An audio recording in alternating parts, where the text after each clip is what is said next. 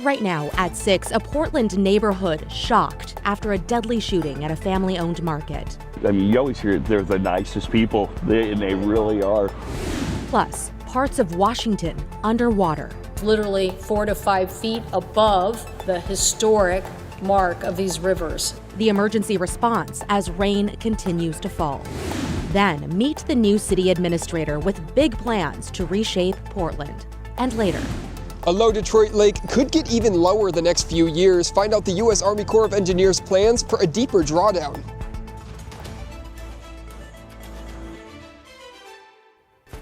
First, here at 6, we're hearing from people who live near a local market after an employee was shot and killed there yesterday. Thank you for joining us. I'm Christine Pitawanich. It happened just after 5 o'clock yesterday evening at 3D's Market on Southeast 139th Avenue, just north of Mill Street in the Hazelwood neighborhood. That's where our Celine Stevens is this evening. Celine, what have you learned? Christine, well, like you said, Portland police confirmed that man was shot and killed here at this convenience store. And he was an employee here at 3D's Markets off of Southeast 139th Avenue. Now, neighbors I spoke with told me that this is a family-owned business that's a pillar in the community, and this loss comes as a shock. It's a real travesty to the business and the neighborhood. Tuesday evening, just before 5:30, Portland police responded to a shooting on Southeast 139th Avenue. There, they found a man who was shot to death. I saw the police right after it happened come down with all the cars. Police confirmed that man was an employee of a convenience store, with neighbors saying it was here at 3D's Market, a family-owned business. We were just coming here to see if anybody with the family was involved in whatever took place last night. We heard that a man had been shot. That store still closed Wednesday morning. The people here at the store that own the store, they're great people. I mean, all the neighbors here know them. Everybody comes here. Come here all the time. It's a family-run business, great people, pillar of the community. Neighbors saying the business has been here for decades. We moved here in 1997. And the family bought the store shortly after we moved here. Oh, yeah. We love them. They're amazing people. Some like Rick Omi saying they watched the owner's kids grow up, and now his own son usually goes to the market every day. I'm just shocked because they're I mean, you always hear they're the nicest people, and they really are. According to Portland police, no suspect or suspects have been detained. It's really unfortunate. The gentleman that was involved apparently was a worker, and he was a really good guy.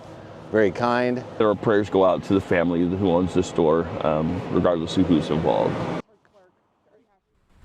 So according to PPB, from January to October of this year, there have been 3 homicides in the Hazelwood neighborhood, obviously not including this one. That said, homicides in Portland overall have been trending down over the last couple of years. The victim has not yet been identified. Christine? Celine Stevens reporting live from Southeast Portland. Thank you, Celine. And we are continuing to follow the impacts of the heavy rain hitting the Pacific Northwest. A flooding emergency is unfolding in western Washington right now. Governor Bob Ferguson has declared a state of emergency as an atmospheric river hammers the region, pushing rivers to dangerous levels. More than 100,000 people could be forced to evacuate. We'll start in Skagit County, about 60 miles north of Seattle, where the Skagit River is expected to crest at its highest level in modern history over the next 48 hours, breaking records by several feet. Right now, emergency officials are telling everyone in the floodplain to prepare to leave in the next 24 hours. Residents are frantically filling sandbags, trying to reinforce a 100-year-old diking system that protects more than 100,000 people. And east of Seattle in North Bend, a massive landslide has cut off the only road in and out of a neighborhood. 15 to 20 households are trapped right now. The slide off Interstate 90 took out a large section of roadway. WashDOT engineers are working to map out evacuation routes to get those residents to safety. And south of Seattle in Pierce County, the situation is already critical. A level 3 go now evacuation order is in effect for parts of Orting as the Puyallup River continues to rise. Police and city workers went door to door today, evacuating at least 40 homes before floodwaters could reach them. Here's Governor Bob Ferguson today emphasizing the urgent need to ramp up the response, which requires approval from President Trump. We need the federal government to do what's entirely appropriate here, which is to declare an emergency that taps into the resources and the assistance from the federal government that literally can help us save lives and help individuals save their homes and their property and their livestock. More than 300 National Guard members will deploy statewide to help communities and people trapped by the flooding. Chief Meteorologist Matt Zaffino joining us now. Matt, walk us through what's happening here, especially in Washington. Yeah, Christine, it's still a mess up that way. When we look at Doppler radar, we'll show you that in a minute. But first of all, the flood watches continue for all of western Washington until you get down to about Cowlitz County and then not. You get close to the Columbia River in Oregon and the rain has really backed off, if not completely ended. But not the case to the north as our atmospheric river has shifted that way. In Oregon, there's only one flood warning left. It's on the Luckamute River from Falls City down towards the Willamette. That's it. All the rest of the rivers that were above flood stage last night, minor flood stage, but still have dropped down below flood stage. Look at the rainfall totals, though. Up on the south side of Mount St. Helens, a place called Swift Creek, nearly 15 inches of rain, nearly 11 inches of rain in southwestern Skamania County in the Gorge. Bull Run, over a foot of rain. That'll help Portland's water supply. About 10 inches of rain in Jewel, and up on Mount Hood, about 8.5 inches of rain there. So it has really been. Those were 72-hour totals. Now, back to Doppler radar. You see there's really nothing happening in the Willamette Valley, but there is over the Olympic Peninsula and then all along the North Cascades. Just today, Stampede Pass, Washington, has picked up 4.5 inches of rain. For us, the winds are decreasing. Tomorrow morning, showers will persist, but not very many and not heavy, not flood-inducing. And dry weather on tap for Friday and Saturday. And there is the potential for snow to finally return to the Cascades next week. We'll show you that a little later. Christine. Appreciate the bird's eye view. Thank you, Matt. Meanwhile, as you just heard, things have calmed down around the metro area where we saw mainly dry weather today, but it may be a while before things are cleaned up in southwest Washington. Meteorologist Joe Ranieri has the latest from Ridgefield. Even though we've been seeing dry conditions here in southwest Washington pretty much all day today, river levels are still running pretty strong. But the good news is, with the lack of rain, that means the river levels are starting to drop quite a bit.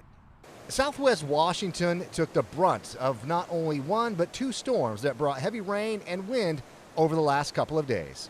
We're primarily seeing most of the impacts in the northern and eastern parts of Clark County, particularly in the Cascade foothills. That's where we're really seeing the waters rising a lot more. Kaylee McLaughlin-Burton with Clark County Public Works says they have been working ahead of the storm to be ready. From our perspective, we really tried to, close roads or parks before anyone got into a situation where they would require rescue. This is the Daybreak Regional Park, not far from Battleground, and this was just one of many parks that was shut down because of this atmospheric river. Well, even though it's been mainly dry today, that's not stopping the Lewis River from roaring through here. This is what the park looked like during the heavy rain. And crews with Public Works were trying to keep up with the water that rushed through area parks and roads in the county. Our crews can go out and take care of that. We've seen some down trees because of the saturated soils and gusty winds. Those are things that we can quickly and easily take care of. Even though waters are still running high, many of the closures have been lifted. Right now, the Lewis River is running below flood stage, and looking over the next couple of days, the river levels are going to continue to drop. In southwest Washington, Joe Ranieri, KGW News. Of course, as we all know, this is just the start of severe weather season here in the Pacific Northwest. For all the very latest, stay with KGW here on air, online at kgw.com, or anytime on our free TV app, KGW+.